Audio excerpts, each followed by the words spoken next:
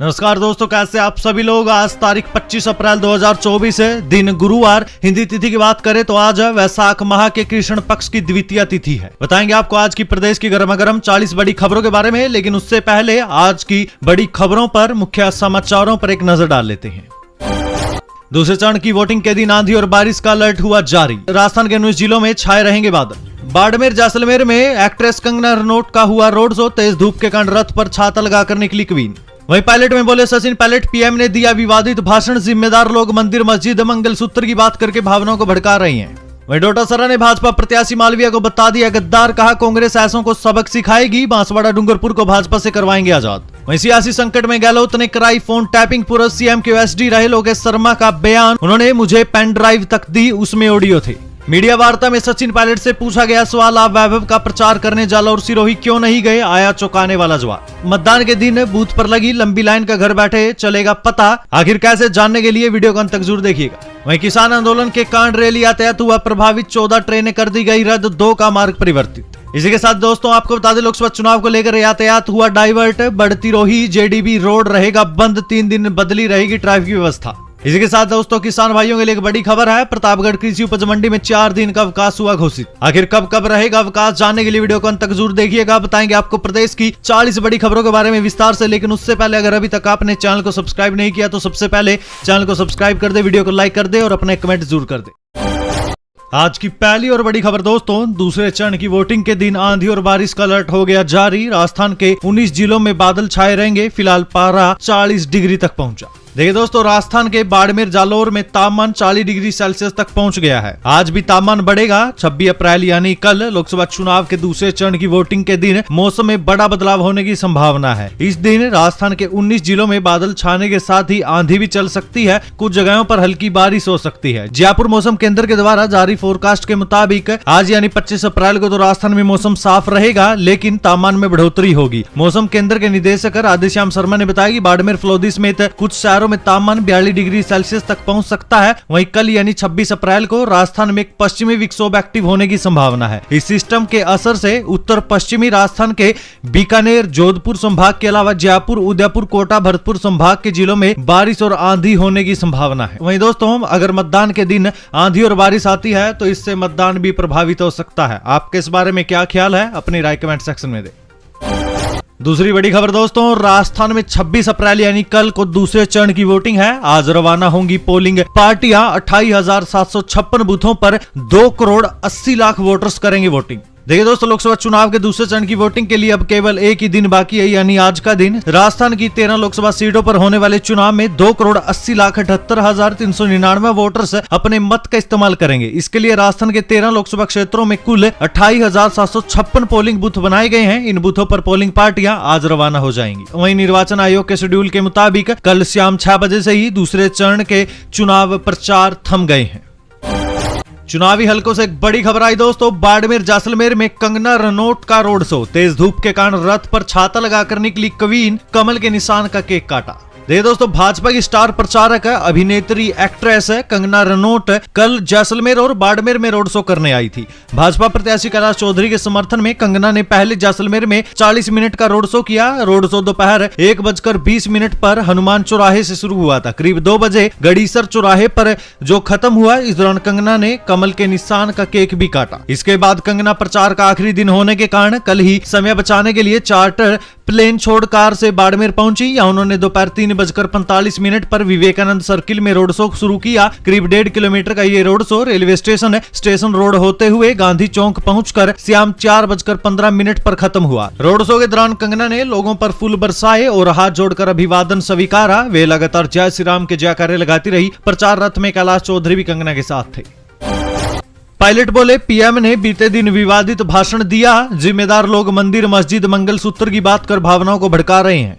देखिए, सचिन पायलट ने पीएम नरेंद्र मोदी पर तंज कसते हुए कहा कि बीते दिन प्रधानमंत्री उनियारा में बहुत सारी बातें बोलकर गए हैं जो अपने आप में विवादित हैं। जिम्मेदार लोग मंदिर मस्जिद मंगलसूत्र की बातें कर रहे हैं। ऐसी बातें नहीं करनी चाहिए। इस तरह की बातें कर भावनाओं को भड़काने का काम किया जा रहा है। इससे परहेज करना चाहिए। भाषा की मर्यादा रखनी चाहिए। ये बात पायलट ने अपने विधानसभा क्षेत्र टोंक में लोकसभा चुनाव की तैयारियों को लेकर कार्यकर्ताओं की मीटिंग के बाद मीडिया से वार्ता के दौरान कही। चुनाव प्रचार के आखिरी दिन भाजपा ने किया रोड शो। डिप्टी सीएम दिया कुमारी और कृषि मंत्री किरोड़ीलाल ने मांगा समर्थन। देखिए, लोकसभा चुनाव को लेकर दूसरे चरण के चुनाव प्रचार का कल आखिरी दिन था। इसी कड़ी में उप मुख्यमंत्री दिया कुमारी ने कांग्रेस पर तीखा हमला बोल दिया। दिया कुमारी ने टोंक सवाई माधोपुर लोकसभा सीट से भाजपा प्रत्याशी सुखबीर जौनपुरिया के समर्थन में रोड शो किया। दिया कुमारी का रोड शो बजरिया स्थित ट्रक यूनियन से रवाना हुआ। शहर के प्रमुख मार्गों से भाजपा चुनाव कार्यालय गौतम आश्रम पहुंचकर संपन्न हुआ। दिया कुमारी के रोड शो के दौरान कैबिनेट मंत्री और सवाई माधोपुर से भाजपा विधायक डॉक्टर किरोड़ीलाल मीणा कुछ देर रोड शो के आगे कार्यकर्ताओं के साथ पैदल चले और आगे जाकर दिया कुमारी की कार में सवार हो गए। इस दौरान भाजपा प्रदेश महामंत्री जितेंद्र गोठवाल, भाजपा प्रत्याशी सुखबीर सिंह जौनपुरिया भी दिया कुमारी के साथ कार में सवार रहे। अगली बड़ी खबर दोस्तों, डोटासरा ने भाजपा प्रत्याशी मालवीय को बताया गद्दार। कहा कांग्रेस ऐसों को सबक सिखाएगी, बांसवाड़ा डूंगरपुर को भाजपा से करवाएंगे आजाद। देखिए, कांग्रेस प्रदेश अध्यक्ष गोविंद सिंह डोटासरा ने कहा कि जैसे आदिवासियों ने अंग्रेजों के सामने नया झुककर देश को आजाद करवाया, वैसे ही अब बांसवाड़ा डूंगरपुर को भाजपा से आजाद करवाएंगे। उन्होंने कांग्रेस से भाजपा में शामिल हुए भाजपा प्रत्याशी महेंद्रजीत सिंह मालवीय पर निशाना साधते हुए उन्हें गद्दार बताया। उन्होंने कहा कि कांग्रेस के साथ गद्दारी करने वाले महेंद्रजीत सिंह मालवीय को सबक सिखाना है, उसे हराना है, ये कांग्रेस ने तय कर लिया है। डोटासरा 84 विधानसभा क्षेत्र के कुआ गाँव में कल इंडिया गठबंधन के उम्मीदवार राजकुमार रोत के समर्थन में सभा को संबोधित कर रहे थे। सियासी संकट में गहलोत ने कराई फोन टैपिंग। पूर्व सीएम के ओएसडी रहे लोकेश शर्मा बोले, उन्होंने मुझे पेन ड्राइव दी, उसमें ऑडियो थे। देखिए, पूर्व मुख्यमंत्री के ओएसडी रहे लोकेश शर्मा ने अशोक गहलोत पर फोन टैपिंग के आरोप लगाए हैं। राजस्थान में साल 2020 में सियासी संकट के समय गहलोत सरकार पर फोन टैप करने के आरोप लगे थे। उस समय कुछ ऑडियो भी सामने आ गए थे। इसी मामले में गहलोत के ओएसडी रहे लोकेश शर्मा ने कल जयपुर में प्रेस कॉन्फ्रेंस में कई खुलासे किए। लोकेश शर्मा का कहना है कि 16 जुलाई 2020 को तत्कालीन CM Ashok Gehlot hotel Fairmont आए थे। उनके होटल से निकलने के 1 घंटे बाद मेरे पास गहलोत के पीएसओ रहे रामनिवास का आया था। मुझे कहा गया कि सीएम ने आपको बुलाया। मैं पिंक हाउस पहुंचा तो गहलोत जी मेरा इंतजार कर रहे थे। गहलोत ने मुझे एक प्रिंटेड कागज और एक पेन ड्राइव दी, उसमें 3 ऑडियो क्लिप थी जिसमें विधायकों की खरीद फरोख्त की बात थी। लोकेश शर्मा ने आगे कहा कि जो पेपर उन्होंने दिया था इसमें गजेंद्र सिंह शेखावत, भंवरलाल शर्मा और संजय जैन की बातचीत का हवाला था। पेन ड्राइव और पेपर देकर कहा जल्दी जाकर मीडिया को दे दीजिए। मैंने घर आकर लैपटॉप में ऑडियो को ट्रांसफर किया, इसके बाद मोबाइल में लिया, फिर मीडिया को भेज दिया। ये ऑडियो मुझे सोशल मीडिया से नहीं मिला था। अशोक गहलोत ने मुझे पेन ड्राइव के जरिए सभी ऑडियो क्लिप दी थी। आगे उन्होंने कहा कि अगले दिन जब अखबारों में खबर छपी, मुकदमे दर्ज हुए, कौन लोग हैं जो सरकार गिराना चाहते, इसमें गजेंद्र सिंह को जोड़ा गया। ऐसी मंशा थी कि इस पूरे खेल के पीछे बीजेपी है, लेकिन हम सभी ने सुना। सचिन पायलट ने कहा था हम लोगों की सुनवाई नहीं हुई थी, इसलिए एकत्र होकर आलाकमान तक अपनी बात पहुंचाना चाहते थे। लोकेश शर्मा ने बताया जैसे ही अशोक गहलोत के पता चला, उन्होंने सारा षड्यंत्र रच दिया। जो लोग उनके यानी सचिन पायलट के साथ गए थे उनके फोन सर्विलांस पर थे, सभी को ट्रैक किया जा रहा था। इसमें पायलट भी शामिल थे, सभी का मूवमेंट पता किया जा रहा था। पूर्व सीएम ने बेटे के समर्थन में किया रोड शो। वैभव गहलोत के लिए मांगे वोट। कार्यकर्ताओं ने जेसीबी पर चढ़कर बरसाए फूल। देखिए, लोकसभा चुनाव के दूसरे और अंतिम चरण के चुनाव प्रचार के आखिरी दिन यानी कि कल पूर्व सीएम अशोक गहलोत ने रोड शो किया। इस दौरान कांग्रेस के पदाधिकारी और कार्यकर्ता अलग अलग वाहन लेकर मौजूद रहे। काफिला अहिंसा सर्किल सारणेश्वर जी लाइब्रेरी के बाहर से रवाना हुआ, जो कि पैलेस रोड से होता हुआ शहर में घुसा और सिपाहियों का मोहल्ले से सरजवाब गेट होते हुए अम्बेडकर चौराहे तक पहुंचा। विशाल कलश यात्रा आज 26 अप्रैल को होगी मूर्ति स्थापना। मुरलीपुरा शंकर विहार कॉलोनी भोमिया जी मंदिर समिति की ओर से होगा आयोजन। देखिए, भोमिया जी महाराज की असीम कृपा से भोमिया मंदिर समिति की ओर से 2 दिवसीय कार्यक्रम का आयोजन किया जा रहा है। आज सुबह 6:15 से विशाल कलश यात्रा मुरलीपुरा स्कीम जयपुर से निकाली जा रही है। ये कलश यात्रा माताजी यात्रा मंदिर केडिया पैलेस मुरलीपुरा से रवाना होकर भोमिया जी का मंदिर शंकर विहार कॉलोनी पहुंचेगी। भोमिया मंदिर समिति के सदस्य सतन सिंह ने बताया कि आज कलश यात्रा है और कल यानी 26 अप्रैल को भोमिया जी का मंदिर शंकर विहार कॉलोनी में सूरदास महाराज की मूर्ति स्थापना का कार्यक्रम है। धरने पर गुंजल ने आईजी को भाजपा के एजेंट बताया। कहा मुझे गोली मार दो, कार्यकर्ताओं पर दबाव बनाया जा रहा है, एसपी की समझाइश के बाद माने। देखिए, कोटा कांग्रेस लोकसभा प्रत्याशी प्रहलाद गुंजल ने कहा कि पुलिस कांग्रेसी कार्यकर्ताओं पर दबाव बना रही है। गुंजल ने कोटा रेंज आईजी पर भाजपा प्रत्याशी ओम बिरला का एजेंट होने का आरोप लगाया। उन्होंने कहा कि मैं पिछले 15 दिन से बोल रहा हूं, यहां का आईजी एजेंट शिप कर रहा है। 40 लोगों को गिरफ्तार कर लिया। आपके अभिव्यक्ति की स्वतंत्रता को खत्म कर दोगे क्या? 1000 लोगों के घरों पर छापा मारा है, तांडव मचा दिया है। कोटा बूंदी लोकसभा क्षेत्र के सभी थाने इसी काम में लगे हुए हैं। 50-50 टीमें डीएसटी की बना दी है, भय पैदा कर रहे हैं। आईजी मुझे गोली मार दो, खून करना चाहते हो लोकतंत्र का। रूपाला की टिप्पणी पर राजपूत समाज बंटा। एक पक्ष ने भाजपा के बहिष्कार की अपील की, दूसरा पक्ष बोला हम बीजेपी की नींव के पत्थर। देखिए दोस्तों, बीजेपी नेता पुरुषोत्तम रूपाला की टिप्पणी के बाद से ही राजपूत समाज दो धड़ों में बंटता हुआ दिखाई दे रहा है। एक पक्ष भाजपा का विरोध कर रहा है, जबकि दूसरा पक्ष बीजेपी के समर्थन में खड़ा है। राजपूत समाज के लोगों ने क्षत्रिय अस्मिता आम सभा का आयोजन किया। रंगबाड़ी इलाके में हुए इस आयोजन में करणी सेना के राष्ट्रीय अध्यक्ष राज शेखावत व जौहर संस्थान अध्यक्ष निर्मला कंवर, क्षत्रिय प्रचारणी समिति के अध्यक्ष शिवराज सिंह राठौड़ ने संबोधित किया। सभी वक्ताओं ने भाजपा के बहिष्कार की अपील। लेकिन दोस्तों, इसके विपरीत बीजेपी समर्थक राजपूत समाज के नेताओं ने प्रेस वार्ता कर भाजपा के समर्थन की बात कही। राजपूत समाज से जुड़े हुए विभिन्न संगठनों के कार्यकर्ताओं, जनप्रतिनिधियों ने कहा कि राजपूत समाज सदा भाजपा के साथ खड़ा है, भाजपा भी हमेशा राजपूत समाज के साथ खड़ी है। राजस्थान में राजपूतों ने भाजपा को सींचा है। भाजपा ने भी राजपूत समाज से 3 दशक तक मुख्यमंत्री दिए हैं। बानसूर विधायक देवी सिंह ने कहा कि राजपूत समाज बीजेपी की नींव का पत्थर रहा। अब ये देखने वाली बात होगी कि राजपूत समाज बीजेपी के साथ है या बीजेपी के विरोध में है। बाबर का बच्चा भी जय श्री राम बोलेगा। भाजपा प्रत्याशी सीपी जोशी ने कहा त्योहारों पर प्रतिबंध लगाने वाले विचारों को मतपेटी में दफन करना है। देखिए, राजस्थान भाजपा प्रदेश अध्यक्ष सीपी जोशी ने एक सभा में कहा कि जब नरेंद्र मोदी तीसरी बार देश के प्रधानमंत्री बनेंगे तो बाबर का बच्चा भी जय श्री राम बोलेगा। जोशी का यह बयान सोमवार रात का है, जो अब सोशल मीडिया पर सामने आ गया है। सीपी जोशी अपने चित्तौड़गढ़ लोकसभा क्षेत्र के वल्लभनगर विधानसभा के भिंडर कस्बे में सभा को संबोधित कर रहे थे। ये विधानसभा उदयपुर जिले में आती है। वहीं सीपी जोशी के समर्थन में भिंडर में भाजपा के राष्ट्रीय महासचिव और प्रदेश प्रभारी अरुण सिंह की सभा थी। भाजपा प्रत्याशी और प्रदेश अध्यक्ष सीपी जोशी ने सभा को संबोधित किया। सीपी ने कहा कि जिन्होंने कांग्रेस की सरकार में हमारे त्योहारों पर डीजे बंद कराया, रामनवमी और हिंदू नव वर्ष पर प्रतिबंध लगाने का दुस्साहस किया, 26 अप्रैल को ऐसे विचारों को वोट की पेटी में दफन करना है। इंटरव्यू के दौरान सचिन पायलट से किया गया सवाल, वैभव का प्रचार करने जालोर सिरोही क्यों नहीं गई? सचिन पायलट बोले, मैं जाना चाह रहा था, मैंने कहा भी था, वहीं से कार्यक्रम नहीं बन पाया। देखिए, सचिन पायलट बीते दिन मीडिया से बातचीत कर रहे थे। इस दौरान उनसे एक सवाल किया गया कि वैभव का प्रचार करने जालोर सिरोही आप क्यों नहीं गए? क्या अशोक और वैभव गहलोत ने आपको बुलाया नहीं? तो इस पर सचिन पायलट ने जवाब दिया कि जिस उम्मीदवार ने मुझे बुलाया है मैं वहां गया हूं। जहां भी पार्टी ने मुझे आदेशित किया है मैं वहां सभाएं कर रहा हूं। मैंने सार्वजनिक रूप से भी कहा है कि मैं जालोर कैंपेन करने जरूर जाऊंगा। उसी के चलते पुखराज पराशर जी, जो जालोर में सारा काम देखते हैं, उनको भी कहा था कि मैं प्रचार करने के लिए आना चाहता हूं, लेकिन किसी कारणवश अभी तक वो कार्यक्रम ही नहीं बन पाया है। लेकिन वहां से अच्छा फीडबैक मिल रहा है और मुझे उम्मीद है कि वैभव अच्छे वोटों से जीतेंगे। बीएपी प्रत्याशी राजकुमार राउत का इंटरव्यू। मोदी कहते हैं बीएपी कौन है? बीएपी वो ताकत है जिसने उन्हें यहां आने को मजबूर कर दिया।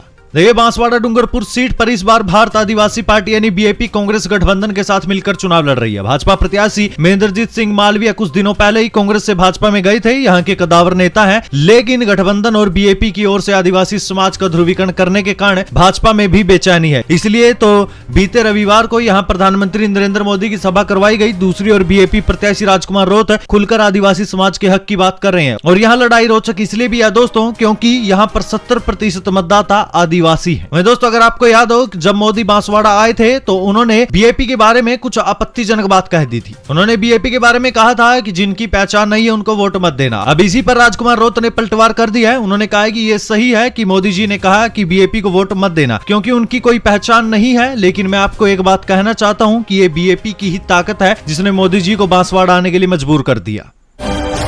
बूथ पर लगी लंबी लाइन का घर बैठे चलेगा पता, हर 20 मिनट में अपडेट होगा सुगम्या पोर्टल, बचेगा आपका समय। देखिए, लोकसभा चुनाव में मतदाताओं को लंबी कतार में नहीं खड़ा होना पड़ेगा। इसके लिए सुगम्या पोर्टल तैयार किया गया। इस पोर्टल को 15 से 20 मिनट में अपडेट किया जाएगा। ऐसे में वोटर जोधपुर के विधानसभा क्षेत्र के बूथों की स्थिति देखकर घर से निकल पाएंगे। वहीं जब आप मतदान करने जाए तो उससे पहले ही इससे आपको बूथ की स्थिति पता चल जाएगी कि बूथ पर कितने व्यक्ति हैं, कितनी भीड़ है। किसान आंदोलन के कारण रेल यातायात प्रभावित, 14 ट्रेनें की गई रद्द और 2 का मार्ग परिवर्तित। देखिए दोस्तों, उत्तर रेलवे के अंबाला मंडल पर किसान आंदोलन के कारण रेल यातायात प्रभावित रहेगा। उत्तर पश्चिम रेलवे के मुख्य जनसंपर्क अधिकारी कैप्टन शशि किरण के अनुसार किसान आंदोलन के कारण उत्तर पश्चिम रेलवे पर संचालित रेल सेवाएं प्रभावित रहेगी। लोकसभा चुनाव को लेकर यातायात डाइवर्ट, बड़ तिराहे और जेडीबी रोड रहेगा बंद, 3 दिन बदली रहेगी ट्रैफिक व्यवस्था। देखिए दोस्तों, लोकसभा चुनाव के दूसरे चरण के मतदान को लेकर कोटा में कल यानी बुधवार से यातायात को डाइवर्ट कर दिया गया है। घंटा घर से बड़ तिराहे की तरफ, सेवन वंडर से बड़ तिराहे, जेडीबी कॉलेज की तरफ यातायात पूरे तरीके से बंद रहेगा। सीबी गार्डन से जेडीबी कॉलेज की तरफ, जनाना घाट से बड़ तिराहे की तरफ आगमन बंद रहेगा। वहीं आकाशवाणी कॉलोनी कट से जेडीबी कॉलेज और बड़ तिराहे की तरफ दोनों सड़कों पर वाहन नहीं आ जा सकेंगे। विज्ञान नगर एरोड्रोम छावनी की तरफ से आने वाले वाहन सेवन वंडर्स, ज्वाला तोप, जनाना घाट से नयापुरा होते हुए जा सकेंगे। विज्ञान नगर की तरफ से आने वाले वाहन Bajrang Nagar, steel bridge, SP office चौराहे होते हुए माला फाटक स्टेशन व 12 की ओर से जा सकेंगे। किसान भाइयों, आपके लिए एक बड़ी खबर आई। प्रतापगढ़ कृषि उपज मंडी में 4 दिन का अवकाश है। आज यानी 25 अप्रैल, 26 और 27-28 अप्रैल को रहेगी सरकारी छुट्टी। देखिए, लोकसभा चुनाव के मतदान और राजकीय अवकाश को देखते हुए प्रतापगढ़ की कृषि उपज मंडी 25 अप्रैल यानी आज से लेकर 4 दिनों तक बंद रहेगी। 29 अप्रैल को मंडी में कारोबार शुरू होगा। मंडी प्रशासन ने किसानों से अपील किया कि 28 अप्रैल तक अपने जिन्सों को लेकर कृषि उपज मंडी में न आए। गर्मी में सरकारी और प्राइवेट स्कूलों में यूनिफॉर्म पहनने से छूट है। लंच बेल की तरह ही बजेगी पानी पीने की घंटी, शिक्षा विभाग ने जारी की गाइडलाइन। देखिए, राजस्थान के सरकारी और निजी स्कूलों में बच्चों को गर्मी में यूनिफॉर्म पहनने से छूट मिली है। असेंबली भी खुले मैदान की बजाय कवर्ड एरिया में करवाई जाएगी। इसके अलावा आंध्र प्रदेश की तर्ज पर लंच बेल की तरह ही पानी पीने की भी घंटी बजेगी, ताकि स्टूडेंट बार बार पानी पी सके। प्रदेश के कई जिलों में गर्मी का प्रकोप बढ़ने और आने वाले दिनों में हीट वेव की आशंका को देखते हुए शिक्षा विभाग ने 4 पेज की गाइडलाइन जारी कर दी है। 50 रुपए में नाश्ते और खाने का कॉम्बो। जोधपुर और नागौर रेलवे स्टेशन पर लगेगा काउंटर, यात्रियों को मिलेगी सुविधा। देखिए दोस्तों, रेलवे गर्मी के मौसम में यात्रियों के लिए किफायती कीमत पर भोजन उपलब्ध करवाने जा रहा है। जोधपुर रेल मंडल के जोधपुर और नागौर रेलवे स्टेशन पर द्वितीय श्रेणी यानी कि जीएस डिब्बों के पास काउंटर लगाए गए हैं, जहां 20 रुपए में खाना और 50 रुपए में नाश्ता व खाने का कॉम्बो उपलब्ध करवाया जा रहा है। भारतीय रेलवे, एडिशनल रेलवे, कैटरिंग और टूरिज्म कॉर्पोरेशन के साथ मिलकर यात्रियों, विशेषकर की अनारक्षित कोचों में यात्रियों की सेवा के लिए सस्ती कीमत पर स्वच्छ भोजन उपलब्ध करवा रहा है। गर्मियों के मौसम में रेलवे स्टेशनों पर यात्रियों का अतिरिक्त दबाव रहता है। ऐसे में रेलवे का प्रयास रहता है कि यात्रियों को अधिकाधिक सुविधाएं प्रदान की जाए। दिल्ली से होते हुए रेवाड़ी और फिर दिल्ली स्पेशल रेल सेवा का बांदीकुई तक अस्थायी विस्तार। 1 सप्ताह तक चलेगी ट्रेन, यात्रियों को होगी सुविधा। देखिए, रेलवे द्वारा यात्रियों की सुविधा हेतु दिल्ली से रेवाड़ी और वापस दिल्ली स्पेशल रेल सेवा का बांदीकुई तक अस्थायी विस्तार किया गया है। उत्तर पश्चिम रेलवे के मुख्य जनसंपर्क अधिकारी कैप्टन शशि किरण के अनुसार रेवाड़ी से बांदीकुई के बीच मार्ग में ये रेल सेवा बावल, हरसोली, खैरथल, अलवर, मालाखेड़ा, राजगढ़ व बसवा स्टेशनों पर ठहराव करेगी।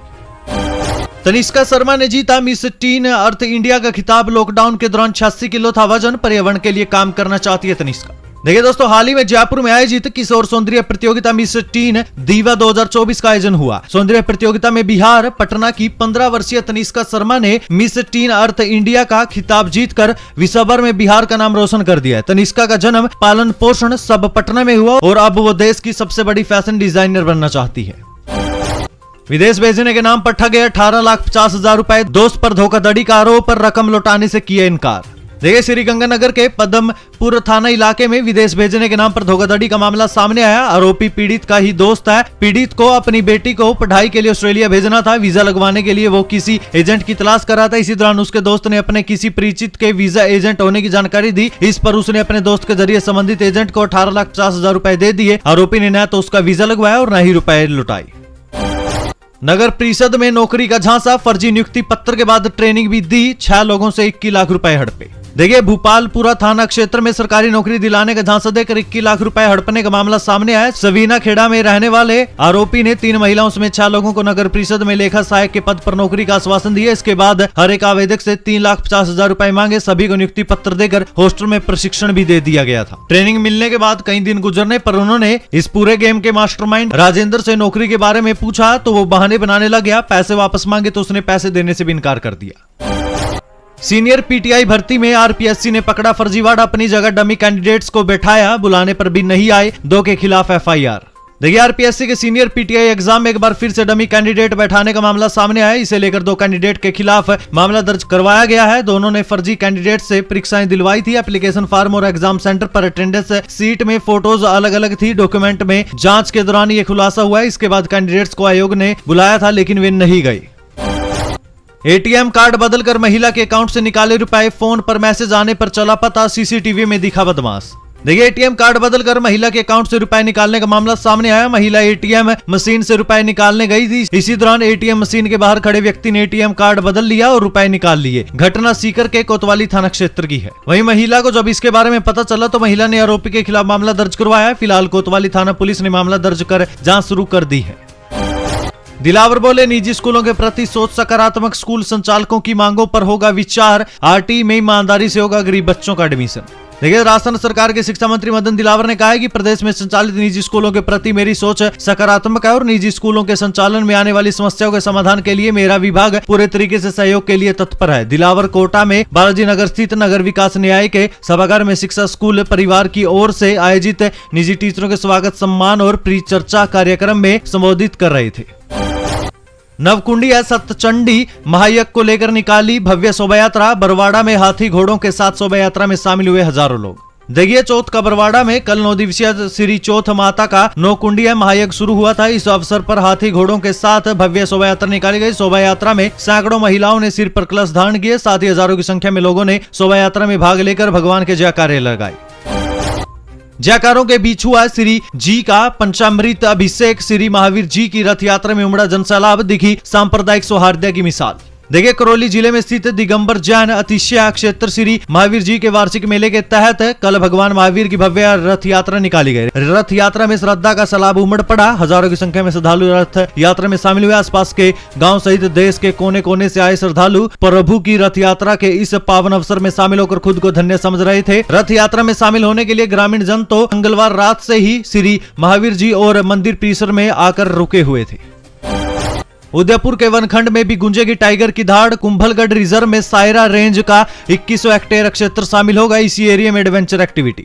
देखिए राजस्थान जिले में बन रहे कुंभलगढ़ टाइगर रिजर्व एरिया में उदयपुर जिले का वन क्षेत्र भी शामिल होगा। इससे उदयपुर जिले में पहली बार टाइगर की धाड़ गूंजेगी। सायरा रेंज एरिया के 13,218 हेक्टेयर में से भानपुरा नाके की 7 वनखंड शामिल होंगे। ये एरिया 2100 हेक्टेयर है। ये नाका कुंभलगढ़ सेंचुरी की बोखाड़ा रेंज से सटा हुआ है।